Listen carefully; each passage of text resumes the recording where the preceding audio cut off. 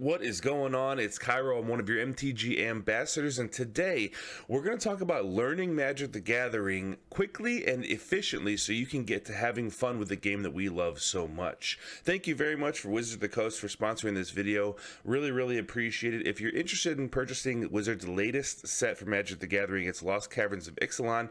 You can check that out in the description of this video using my link. Thank you very much.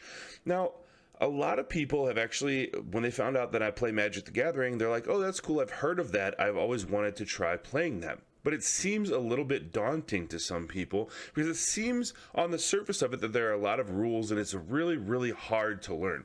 It's not the case. It's not hard to learn. We need to outline a few things on what a typical turn of Magic the Gathering looks like. I would compare it sort of checkers to chess.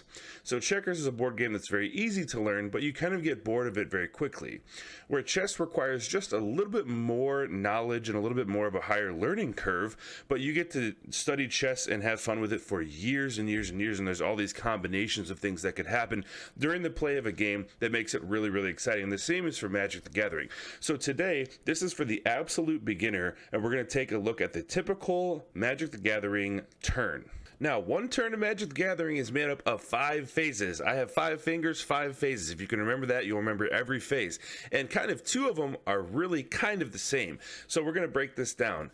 Phase 1 is the beginning phase of the game. There are 3 steps to the beginning phase of the game. The first one is your untap step. Now, if this is your first turn of the game, it's not going to matter because you're not going to have anything to untap. But this is where if you tap lands for mana to cast spells, you attacked, you have tapped things, you untap all of these. The second step of the beginning phase is called your upkeep. It is named upkeep because back when the game was originally created, there were upkeep costs to things. So this is when you paid those costs, whether it be mana or life or whatever. Now it is the first time that you gain priority, and it's prior to your first main phase. The final step to the beginning phase is the draw step, and that's where you get all of your sweet cards. Everyone loves the draw step. We love drawing cards in Magic the Gathering because you get new things to do.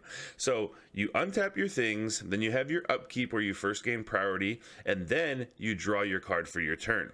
That completes the beginning phase of the game. Now we only have 4 left. Now we get into phase number 2, which is the main phase. And this is, you have 2 main phases in Magic the Gathering. This is the first one. This is where you get to play your land. If you learned a little bit about the game, your land taps for mana so you can play your spells. You can play non-instant spells during this turn, including sorceries, creatures, artifacts, enchantments, things like that. You get priority to do your thing during this first main phase. When you're done doing your things and the opponent has no responses to do like instant spells during your main phase, then we proceed to combat, and this is where your creatures can get in there and try to deal some damage. Now the combat step is usually one of the most fun and the most enjoyable parts about Magic the Gathering. It's kind of the bread and butter unless you're playing like a creature-less control deck, which yeah, we play those sometimes too, but a lot of times whenever you're first starting out, you want a creature-based deck just to explore everything that all the creatures have to add to Magic the Gathering. So this phase has 5 steps within it. There's the beginning of the combat step, there's the declare attackers step, declare blockers step, combat damage step, and end of combat step. That seems like a lot, but essentially what it boils down to is you enter combat, you're the active player, you say, I have these 2 creatures, I want to attack you with them. The defending player gets to declare their blockers of those creatures, then damage is dealt.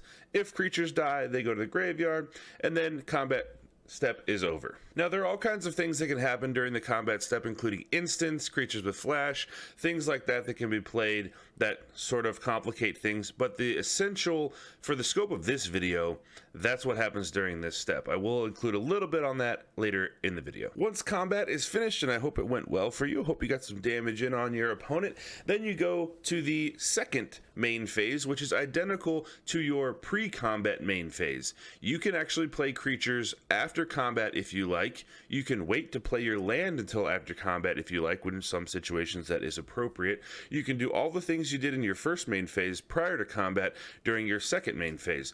For instance, there might be a creature that you don't want to let your opponent know that you have during your first main phase before you go to combat that you want to play on your second. So it gives you the option to play non-instant speed things before and after combat. And look at that, we're already at the end step, which is the end of your turn. You say, I am done, I'm going to end my turn. The opposing player does get priority to play something if they're allowed to play that spell during your end step, something like an instant or something with flash. They can do that at your end step.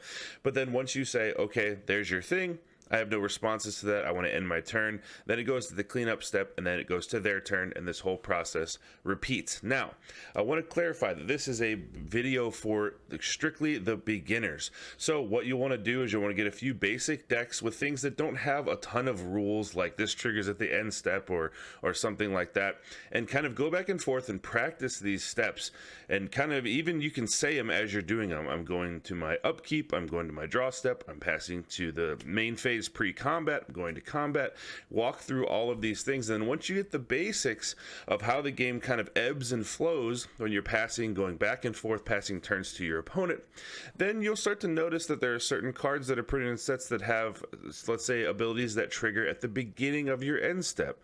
If you gained this amount of life, then this thing happens. Or you'll have instants and you'll know when to play them. When priority gets passed to you, you'll have creatures with flash, things that trigger at the start of combat, things that trigger when things are blocked, other creatures. So there's all kinds of these little things, but it doesn't have to be that way right away. When you're first beginning, something like the Magic the Gathering starter decks, where it's a package deal, it comes with 2 decks that can that are pretty much equally balanced, and you can sit there and play and go through these steps with an opponent or a friend, can really help set the groundwork for your future experience with Magic the Gathering. And like I said at the beginning of this video, there's just a little bit of learning that has to happen at the beginning, and then you can branch off of that and you can add things. You can be more competitive, you can be more creative. And one thing Magic the Gathering has going for it is ultimate creativity.